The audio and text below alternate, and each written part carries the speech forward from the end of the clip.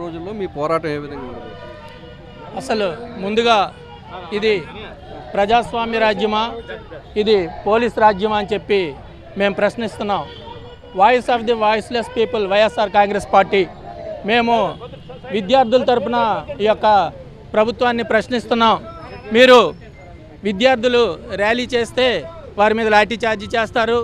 అదేవిధంగా యువజనులు మీకు ధర్నా చేస్తే వారి మీద కేసులు పెడతారు. వైఎస్ఆర్సీపీ నాయకులు వారికి సంఘీభావంగా వస్తే వారిని జైల్లో పెడతామని బెదిరిస్తారు. ఇప్పుడు పోలీసులందరికీ మేము ఒకటే ప్రశ్నిస్తున్నాం, మీరు ప్రజల జీతాలతో మీరు మీ జీవన విధానాన్ని సాగిస్తున్నారు, అంతేగాని చంద్రబాబు నాయుడు గారు డిప్యూటీ సీఎం పవన్ కళ్యాణ్ గారు మీకు జీతాలు ఇవ్వట్లేదు. మీరు ప్రజల పక్షాన నిలబడవలసిన అవసరం ఎంతైనా ఉంది. ప్రభుత్వం ఈరోజు ఉంటుంది, రేపు మారిపోద్ది. అయినా సరే మీరు ప్రజల యొక్క గొంతును మీరు మీ యొక్క పోలీస్ సంఖ్యలతో మీరు బంధించాలని చూస్తే ఈ ప్రజాస్వామ్యంలో జరగదు. బ్రిటిష్ వారే ఈరోజు మనకు స్వతంత్రాన్ని ఇచ్చారంటే ఆ రోజు విద్యార్థులు చేసిన ఉద్యమం.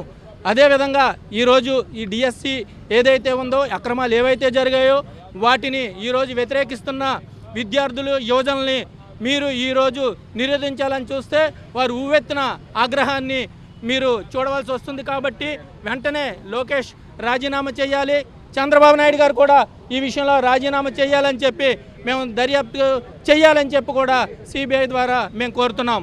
చంద్రబాబు నాయుడు కుమారుడు లోకేష్ డిఎస్సిలో చేసిన అవకతవకలపై సిబిఐ విచారణ చేసే వరకు తమ పోరాటం కొనసాగుతుందని పెద్ద ఎత్తున వైఎస్ఆర్సీపీ నేతలు చేస్తున్న పోరాటానికి ప్రజలని మద్దతు లభిస్తుందన్న ఒక ఉద్దేశంతోనే ఈ విధంగా పోలీసులు వైఎస్ఆర్సీపీ నేతలు చేస్తున్న ర్యాలీల్ని అడ్డుకుంటున్నారని చెప్పి వైఎస్ఆర్సీపీ నేతలు చెప్తున్నారు.